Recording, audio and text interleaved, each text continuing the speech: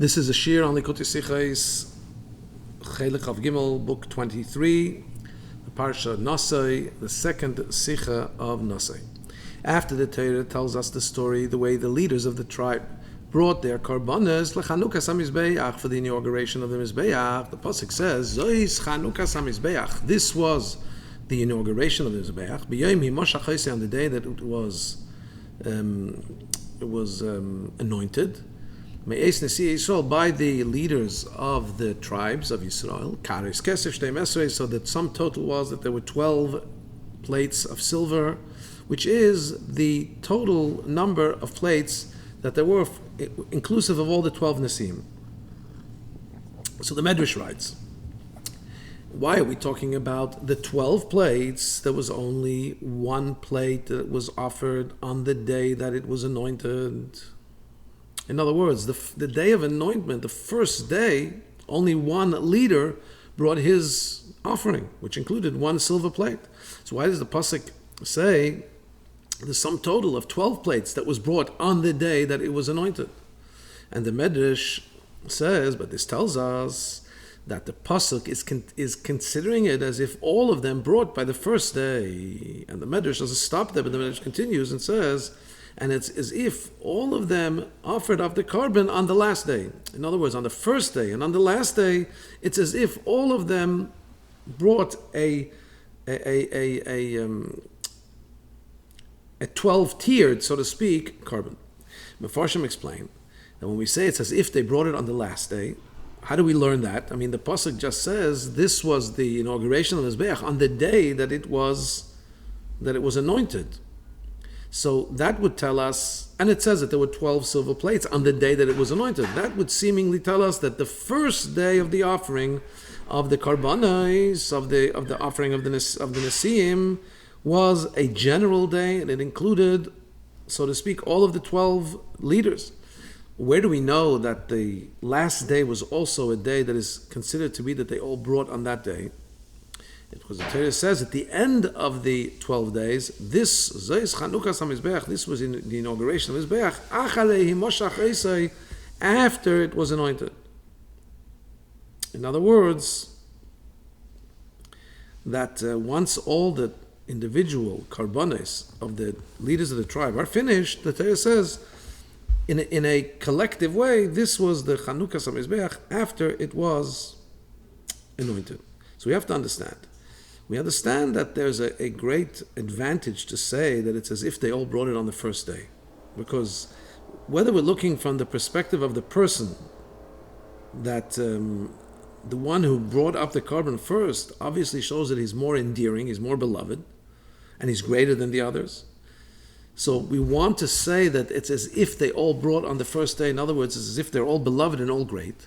And also when we talk about the objective, the chefza, about what took place, which is the inauguration of this Mizbeach, there's room to say that the karbonis, the sacrifices of the later days after the first day, are perhaps not part of the inauguration as much as the other tribes, because the Mizbeach is already inaugurated through the karbanos that are brought by the one who brought the karbanos on the first day.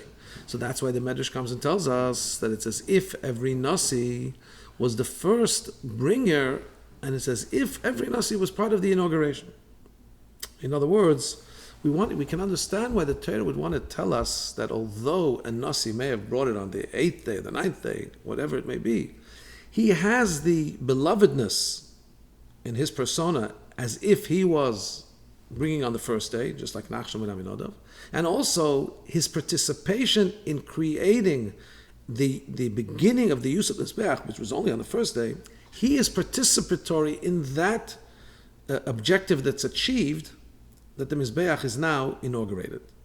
But what we do have to understand is, why would we like to say that everybody is participatory in the last day of the inauguration?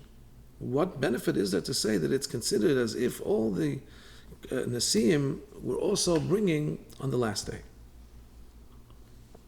So, says the Rebbe in paragraph 2, we could say the following.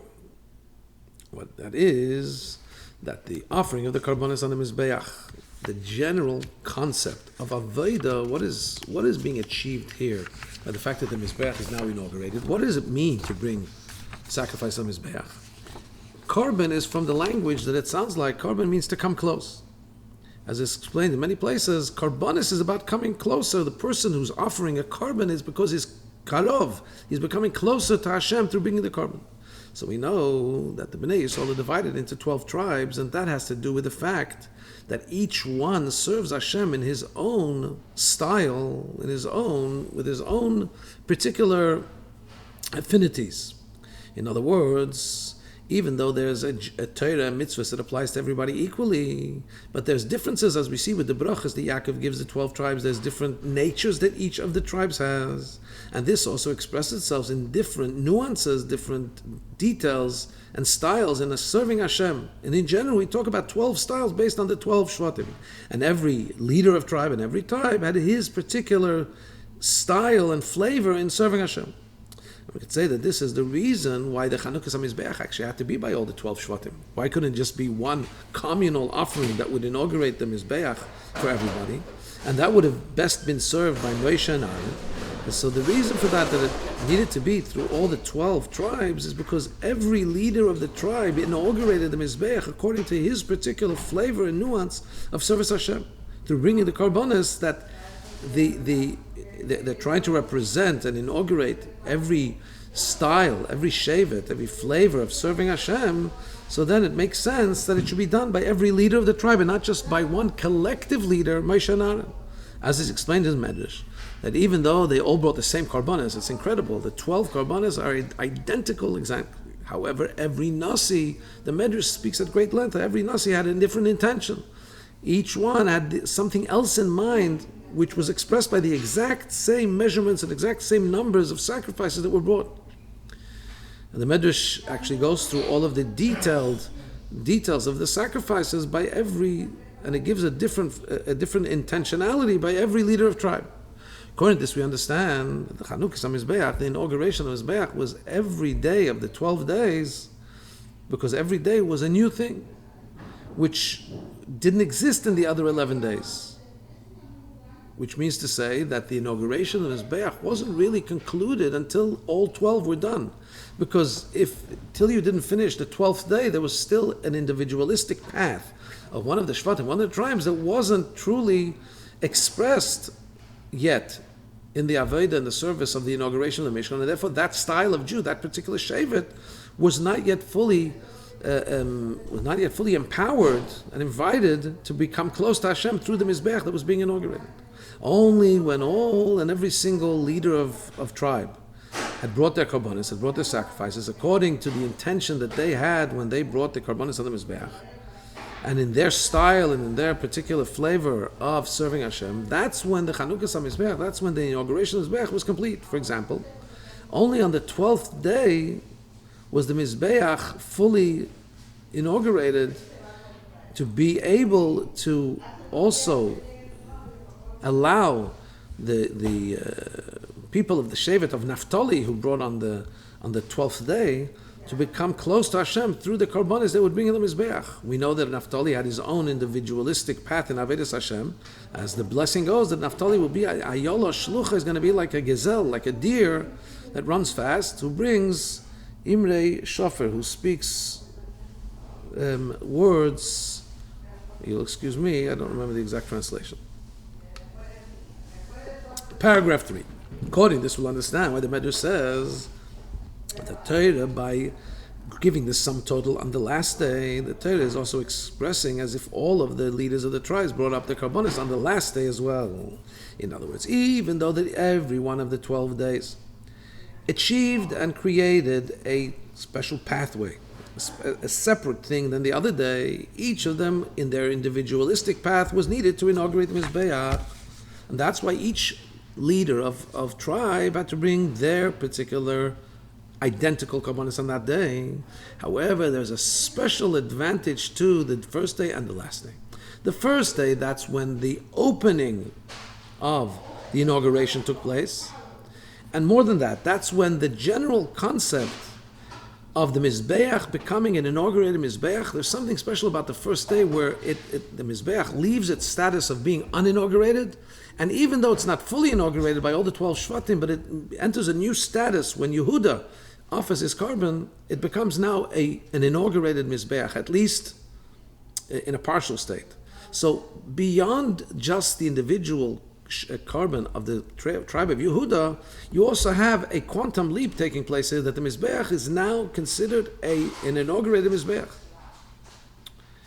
On the last day, there's also a very great advantage, because on the last day we now have a fully realized and fully activated Mizbeach that can incorporate the entire Jewish community with all of its 12 departments, with all of its 12 divisions of the 12 tribes.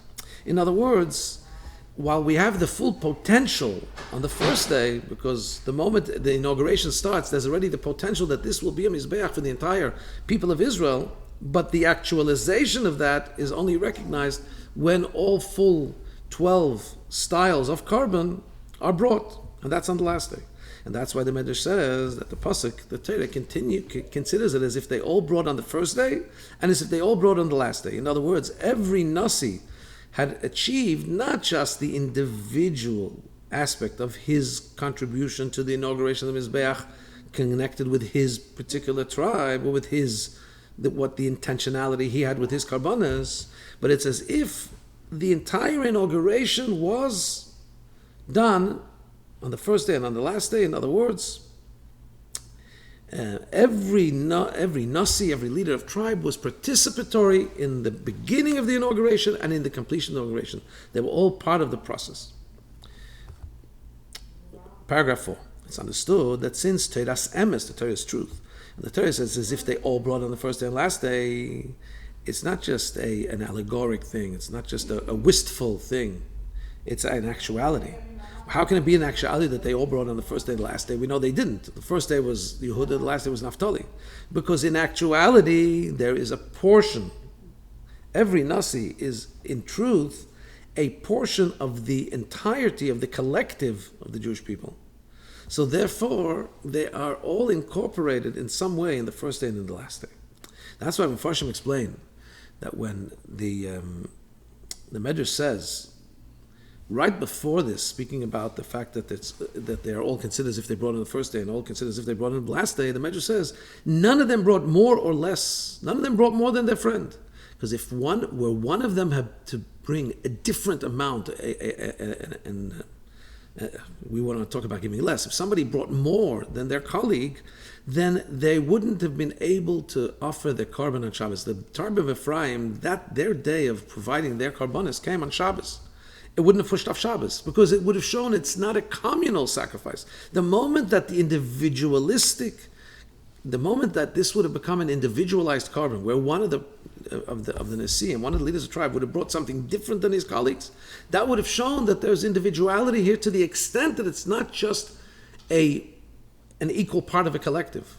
And if it's individual, then it's a carbon yachid. A carbon yachid, a private carbon, doesn't push off Shabbos. So why do the Karbanis push off Shabbos in the inauguration of Mizbeach? They weren't instructed by Hashem. Seemingly, they're just privately offered Karbanis. You can't give a donation to the Mizbeach and decide to bring it on Shabbos. I mean, lighting a shechting and lighting a fire, burning up a carbon on Shabbos are prohibitions, unless they're for the Karbanis that Hashem has mandated need to be brought every day, like the Tamid or the Musaf on Shabbos and so on. You can't bring voluntary Karbanis on Shabbos. So why is it that these Karbanis of the inauguration of the Beis HaMikdash are considered public Karbanis? It's because the Torah says, here the Rabbi is saying, this is connected with the fact that the Torah considers as if they all brought it up on the first day, as if they all brought it up on the last day. In other words, it's considered like a carbon sibur, it's considered like a public carbon. That's why it pushes off Shabbos. And the proof is that no one brought different than the other. Since everyone brought on every day the exact same karbanas as their colleagues, it's a proof that every one of them was not an individual sacrifice belonging only and solely to that leader of tribe. No, they were actually part of a public carbon that was brought in 12 parts by all tribes. Paragraph 5. We have to, however, understand how does this concept fit with the fact that the Medrash says that everybody had their individualized intention when they brought their carbon. And on the other hand, if the carbonis that the leaders of the tribe brought were also considered to be like public carbonis, so why didn't they just bring it all up on the same day? They could have done this enough time in the day. Each one of them could have brought and make a roster. First one, second one, all in one day. And that would have been more indicative of the fact that they're all considered part of one general 12 parts of one public offering. As it says, they actually brought Vayakrivu Anasim, they all brought their karbanas to the Mizbeach, but they all brought them there on the first day. It wasn't that there was a problem in procurement. They were all there, they had what they needed. Nonetheless, Hashem said, each one will bring an additional day. Nasi echad layim, nasi echad layim. One leader of tribe per day. Why would they divide it in that way? If we're talking about the generalization of them, the collectivism of them, why are we making them individualized, one per day? So we have to say that here we have both things happening at the same time. The carbonis of the tribes were indeed a public carbon, they were a togetherness, and on the same token, each one had to bring it from himself and had to have their own intentions. And we don't find that they had to donate it to the community. On the contrary, he brought it as their carbon. We learn about Nachshon ben Amminadab that says Zeh carbon Nachshon ben Amminadab. He didn't even collect the money from his tribe. It was his carbon, and it was done according to his intentionality. He had his intentions. The Medrash gives for every day different intentions that each Nasi had, allegory and symbolism. Why they gave exactly that number of karbanis, although they were all identical number of karbanis, but each one had a different intention in that number.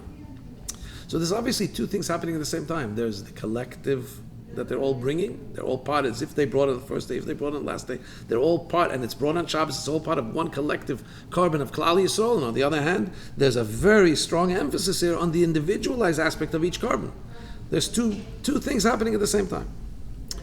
Another thing, says the Rebbe, before he's going to explain this concept of the individual and the collective, there's something else which requires explanation. Before the Nisim brought their actual sacrifices to the inauguration of Mizbeach, they brought also 6 covered wagons and 12 oxen.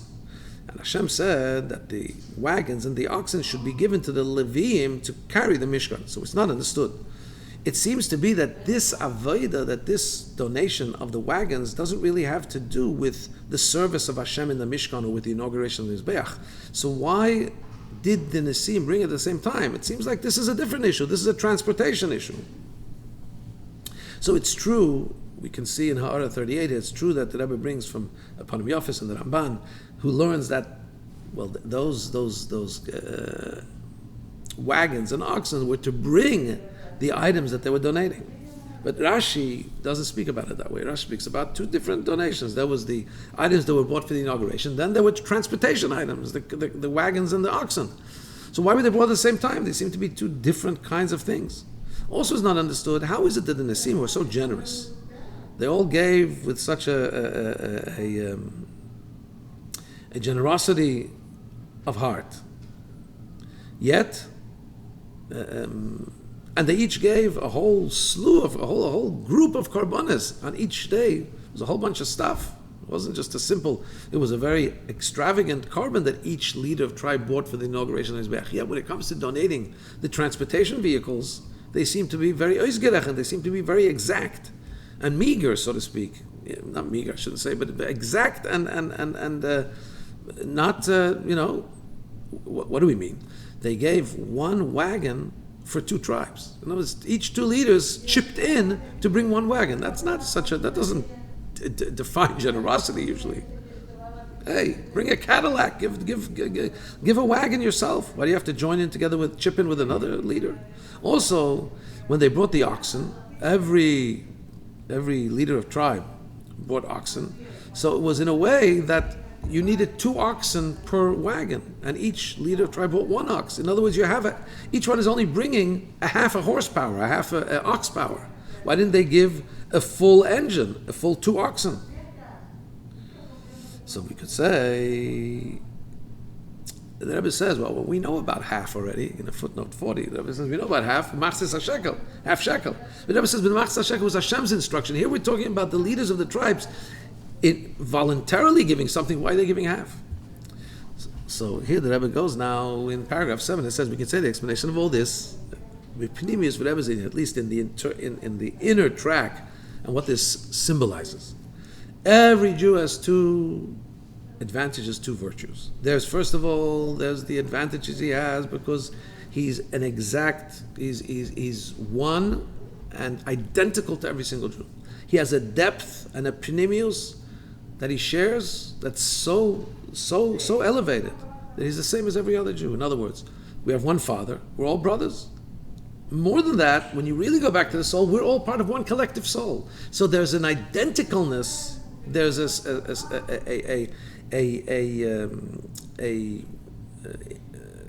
collectiveness that we have, which makes us all equally holy, special. Because we're all children of one Father, and because we're all part of one collective soul. And then we have the individualized virtues that each of us has. There's all kinds of Jews. You have the leaders, like the Pasuk in Nitzavim, Sheichem, and then you have all the levels going down to Shevei to the water carriers, which was a kind of a group of Jews that were lower level, as the Torah explains there. In other words, this tells us is that each Jew has a level that the other doesn't have. There's differences. We're not equal. When you look at the way we are as individuals, we have individuality. Everybody's different. Now, you would think that when you want to talk about unity, talk about the way we are one collective soul, or the way we are all brothers, children of one Father. But no, actually, when we talk about the differences also lead us to understand our unity. How? Because when we understand that each of us needs the other, and nobody has completion without his friend. In other words, the head who's sitting and thinking deep Torah thoughts on how to lead his community, he needs to drink water. If he's not going to have a water carrier, he's going to have a problem. He's going to dehydrate, God forbid. So his completion requires the input of somebody else, of his friend. So that brings to a feeling of oneness and unity with a fellow Jew, because they're contributing something that you don't have. They're completing your abilities, your wholesomeness. As we know, that the Jewish people is considered a collective body, like one body. The body has feet, the body has heads, arms, and so on. And when we talk about unity, which one is more powerful? Which one is a more powerful meditation of unity? Well, actually, each one has its own advantage. Why? Well, when we talk about the first kind of unity we talked about, so the unity is greater because you're talking about all the Jews being one thing. When we talk about the second level of unity, where each one complements the other, you're talking about fragmented, different Jews. And we need to have a meditation which makes us understand that each of us complements each other because we each need each other. However, on the other, so it would seem that the more powerful, the more potent form of unity would be to meditate on the fact that we're all part of one collective soul. On the other hand, there's a great advantage in understanding the unity that comes because of our differences. Because in reality, we live in a world where we're different. So now, if I'm living in a different world and my friend is different to me, maybe even irks me or is different to me, how do I bring the unity into this place where I am different than the other? Well, that happens through understanding that my friend complements me in a way that I too need them. We're all part of one living organism where each one complements. In actuality, the difference is that person's difference is actually my strength because it gives me what I don't have. So it talks to us even in the place of difference. The first level of Achdus, first level of unity, speaks to a higher level before we come down to differences. Meditate, we're really all one thing. But now I'm in differences. Oh, even if you're in the place of differences, we're all complementing each other. We're all completing each other. So that's an advantage there, that it speaks to the differences, speaks to the separateness, and creates a unity therein. Paragraph 8. What's the ultimate intention? That there should be both things joined together, both advantages, both virtues. That even when a person realizes and understands his own individual advantage, his own individual nature, at the same time, he should also feel Not just because he needs somebody else in order to have his own needs met, because he doesn't have the skill that the other person has. But he should understand at the same time, even in the place where there's a difference, he should understand that he's truly one with his friend, in essence. He should understand that from their source, he's really one. Yes, we look different. Not what's in, what do I have from the other guy? What's in it for me from the other guy? That's also a way of Achdus. But when we join both, we say, even in the place where we're different, I understand that we're truly one. How is that? How can we mean we're different? So how do I feel oneness in our difference? So the explanation is that the Alter Rebbe explains that when Yidden recognize that they each require each other, because nobody has fullness, completion without their friend, he then adds something else, and he says that through that realization, you come to a unity that is mibli yimatzei ha'adam reish v'seif, without the ability for a person to find and discover beginning and end. There's a certain oneness because this takes, Alter Rebbe explains, according to Kabbalah, it comes from a level that's called igulim, a level that's called circular. When something is circular, when you sit around a round table, why do people talk about making peace around a round table? Because there's no beginning, there's no end, there's no head of table, there's no end of table. There's a level in Kabbalah called igulim where you don't hear differences. There's just circles. So really, the neshamas Yisrael take themselves from a place where there's just oneness. So there's a very, very powerful oneness that happens when you understand that, yes, we're different, but we are truly coming from a place where there's no differences. We're really one. So now we have to understand the fact that but let's get this a little deeper. The fact that every Jew complements the other one to the extent that even the feet give to the entire corpus of the body something that even the head doesn't have on its own, because the head wants to go to the yeshiva to learn. It can't go. It needs the feet, right? So the feet contribute to the head. So if we're the collective Jewish people, then maybe some of us may be feet, some of us may be heads. The heads need the feet needs the heads. But that only explains that when you need your feet, then your feet are like a head to your head. How does that, however, become a oneness, like an enmeshed oneness, like the Alter Rebbe's words, that you can't even define beginning and end? Here we have defined beginning and end. It's just we've said that beginning and end is not always the way you see it. Head and feet is not always the way you see it. When you want to think, your head is your head, your feet is your feet. When you want to go to somewhere else, your feet are your head right now, because they're the ones that you need. They're the ones that are contributing something that the head can't do. But that's still differences. How does the Alter Rebbe jump to saying when the true level of unity is where there's absolutely no difference, the head and where does that come from? And if it's just because we meditate on the fact that that's our source, but what happens when we are not at our source, when we're different people? How do we then attain a place of oneness where there's no differences between us? We just feel like a collective one. So the Alter Rebbe says, so the Rebbe here explains, in paragraph 9, we could say that here the Alter Rebbe indeed is talking about a higher level that transcends both levels. In other words, the individual, Alter Rebbe is talking about a level where the individual capabilities of a Jew are not, where do they come from? They're actually not separate from the essence of his soul.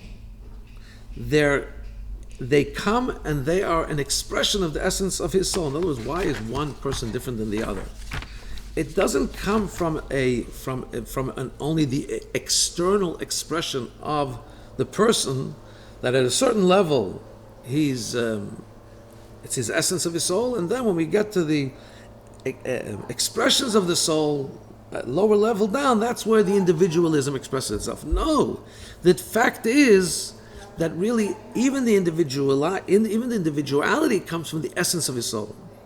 And since the source of every aspect of his faculties come from the essence of his soul, so really in the essence, based on the essence, everything's incorporated one in the other. In other words, when we look at the individual capabilities we have as people, we could look at each capability as being different, the ability to see, to hear, to think. But then when we understand that each of those really is an expression of the essence of the soul, that essential aspect within the individualized ability, sight, vision, hearing, whatever it is, really that includes, because of its essence, because it emanates from the essence of the soul, it really has that existential spark, that essential spark that includes everything in it really as well. Similarly, let's talk the way this would express itself in the Jewish people. When we talk about the Jewish people being one body, the collective body of the Jewish people, so you have the fact that each individual Jew has his individual abilities and advantages and virtues. Together they create one full body. But that's because really all Jews are one from the essence of their soul. And since the individualized capabilities come from that essence, it really means that my individual essence, your individual capability, because it comes, it's together with the essence of who we are. At essence, we're one. So even in the individualized detail, there's the essence from whence it comes, that it's attached to it, so to speak, from where it sucks, from where it becomes enlivened. And at that essential level, there's a oneness with all other members of the same body, with all other Jews. And because of that, they can become, even at the level of details, where we look at each individual advantage, each individual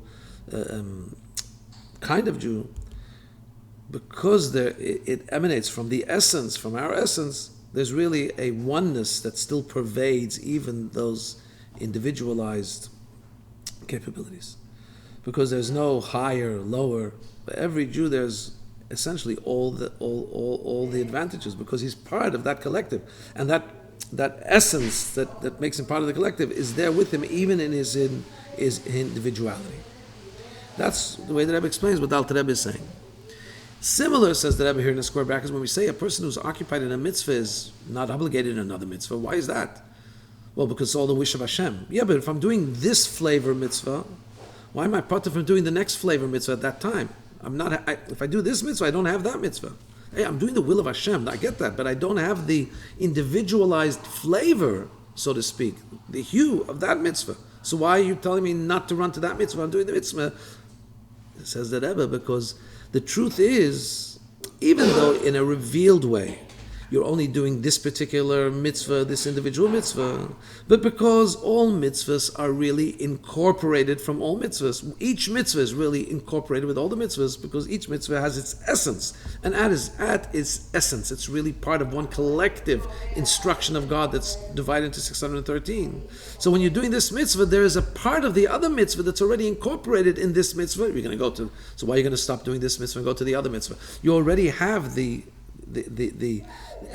aspect of that mitzvah in the mitzvah that you're doing right now. Paragraph 10. This is also the explanation in the way that the leaders of the tribe brought their offering to the inauguration of the Mizbeach. In order that the inauguration of the Mizbeach should be in its best possible form, there needed to be a unity from both sides. There had to be the individualized service of every leader of tribe, because every tribe has its individualized thing. Each one, therefore, says the Medrash, brought according to his opinion, according to his intentions.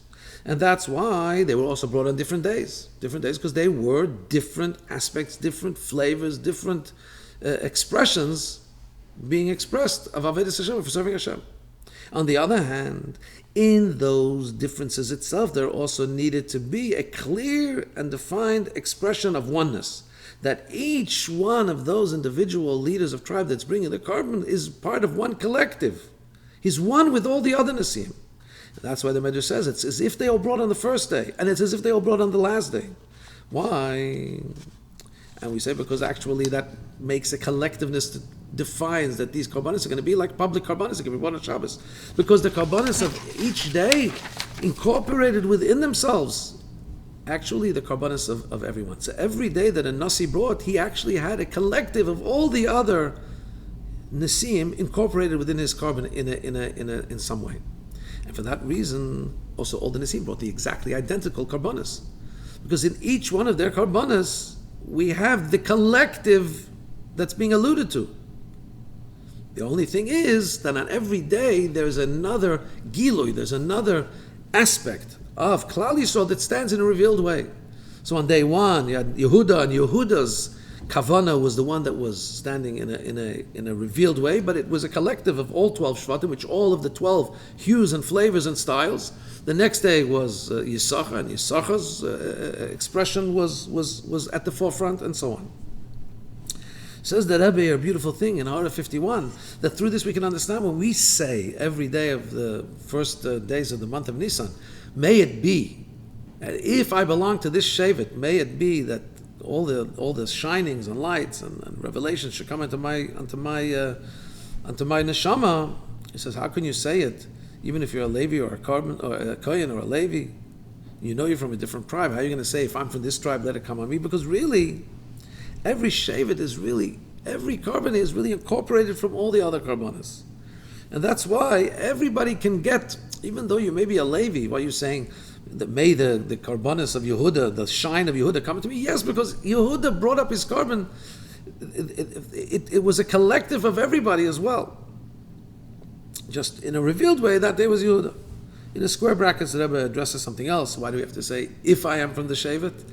If that's the case, that every Shevet incorporated really all the other Shvatim, so you should just say, Hashem, let me get, whatever Shevet I'm from, let me get the revelation of this day on every 12 days, because there's an aspect of my Shevet in every one of it's just in concealment, it's in potential. The revealed one is that Shevet. So the Rebbe says, because we're davening, if my revealed connection is to this Shevet today, let me get those revealed blessings. But the Rebbe remains with the Adayin Tzarchi and still requires further thought, because why do we say therefore should be im? Okay, but we'll leave that for further iyun. Paragraph 11. According to this, we'll also understand why we asked the question about bringing of the wagons. In order that there should be able to be an achdus, there should be able to be this level where you can't find even a beginning and an end. There's just this one collective. Even in the place where there is separateness and individualized intentions, like each of the Nisim brought their Korban individually. So that's why the Nisim first introduces by bringing a collective gift, something that's higher than division, which was, in order to fuel this kind of achdus, this kind of oneness that needed to pervade the 12 days of Karbonis. How did they do this? They preceded it by giving the agolas. And how did they give the agolah? They give each one half a wagon. And each ox couldn't be used without the other ox. You needed 2 oxen to draw the wagon, each one only gave 1 ox. And this brought out the point that every person is not an individual, a self-autonomous individual, each of them needs the other. And this gave the power to be, and that's why they all brought all the wagons together on the same day, and they brought it in a way where it was half-half, they chipped in with each other. And even when Moshe Rabbeinu took it, he didn't divide he didn't say the gift of Yehuda is going to this Levi and so on, he just gave it as a collective, divided it amongst the Levim. Only after that, now you have a collective gift from the Nesiim. After that, there's the individualization. Because first you need the power of being everyone together, and then when you go to the individual details, it continues in the theme of Achdus. And then there, in the place of individuality and details, they were able to bring this Achdus to pervade it and show that even there, it's as if they all brought on the first day, the last day, they're also incorporated, and it's like a Korban Sibur, a collective Korban. And the Rebbe says here, it's like Machzah Shekel, right? They themselves were inspired to do something of unity before they then launched the individuality. To show that the individuality won't be, the details won't be a break from unity. It will be a continuation of unity, bringing it down in an even more detailed way.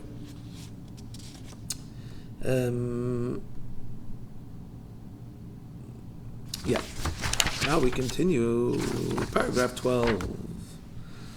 The Rebbe says here, the same way we find these 3 things by the Jews, that there was one, the way the Jew is in his original state, part of one collective neshama, right, before we come down into details.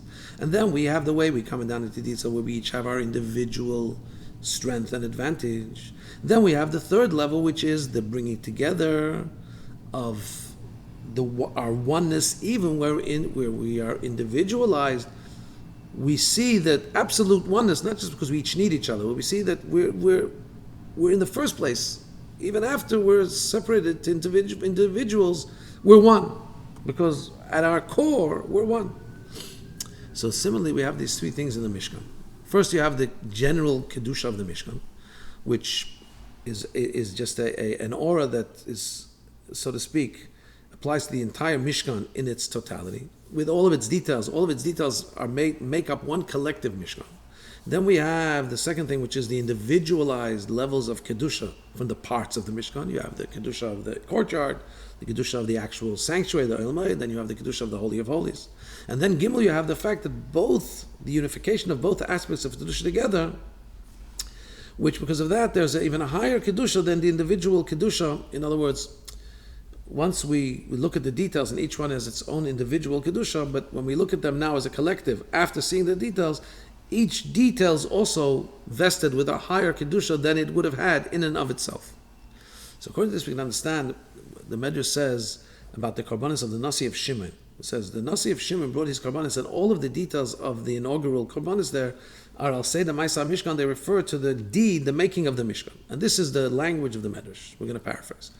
Karis Kesef, the silver plates, were corresponding to the courtyard of the Mishkan, which, like a plate, is circular, which encompassed the entire Mishkan. And that's why the weight of the silver plate was Shloishim Umea Mishkala. 130 was its weight. What's 130 in terms of the deed of the Mishkan? That's why we find that the length of the Chatzah was 100 Amma. Okay, so you have the length of the Chatzah, 100. We know that the Mishkan was the Mishkan was in the courtyard. So you had 30 in the courtyard, that was the Mishkan. So now you have 130. Then you had one mizrak, one cup to use to sprinkle the blood. One cup of silver, one receptacle of silver, which that is corresponding to the chatzah, the courtyard of the Mishkan, without the Mishkan. And that was 70 amma. And that's why the weight of this mizrak was 70 shekel. Or another way of seeing this is that where do you get 70? Not the Mishkan without the chatzah, without the Mishkan. So if you look at the length of the chatzah, but you minus the length of the Mishkan, which is in the courtyard, you get to 70. Or davar acher. Another way of seeing this is the chatzah was length of 100 amma and width of 50 amma. Now, if you look in the Gemara in Erevin, you will see how much is 100. How many square amas was it? 100 times 50 is 100 times 50. It's going to be 5,000, right? So if you had 5,000 square amma, now if you take and you want to take and make it an actual square, in other words, this is 100 by 50, but if you want to make it the width and the length, if you want to make the width and the length one amount, so the Gemara says elaborately, the Rashi says there, Masechta Erevin, you will land up having 70 by 70, and a bit. But 70 by 70 is going to be also very, very close to the square amas of 100 by 50. Virtually the same. So that's why he says 70 shekel are corresponding to the 70 amas, to the 70 by 70 of the chutzner. So we have to understand, there's three aspects here, the way we're looking at the courtyard and the Mishkan. First one is that the 30 amma of the length of the Mishkan, the 30 amma of the length of the Mishkan are incorporated within the 100 amma length of the courtyard. Because the courtyard includes 30 which are in the courtyard, the 30 of the Mishkan in the courtyard. So why do we count 130, 100 for the length of the courtyard, and then another 30 additionally for the length of the Mishkan, which is already really in the courtyard, and we have a figure of 130. Why do we do that? Number two, the question is, since there's a number of 130, which is the length of the courtyard, adding the length of the Mishkan, which was in the courtyard, so why did he have to have another carbon of the courtyard without the Mishkan? In other words, just 100. Just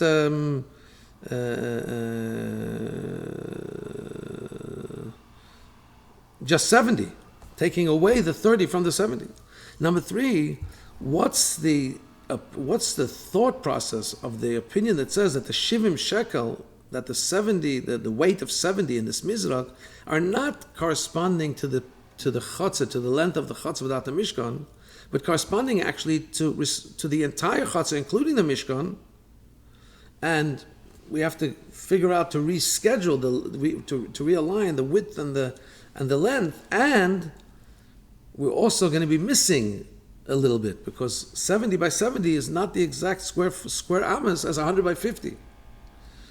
So why do we have these 3 things? According to this, we'll understand, says the Rebbe, paragraph 13, that these 3 ways of learning the expression of the chutzah and the mishkan refer to 3 different levels, similar to the 3 levels of unity we spoke about. A, the 130, that's a number that includes both the length of the chutzah and the length of the mishkan together, right? In other words, the length of the chutzah, and then separately the length of the mishkan, and then they're added together 130. And then we have the second level where we have the chutzah without the mishkan, where we say just take the length of the chutzah without the 30 of the mishkan, which is 70. And then the third level, we take the 100 amma of the chutzah, which we just reschedule it in a way that it's 70 by 70.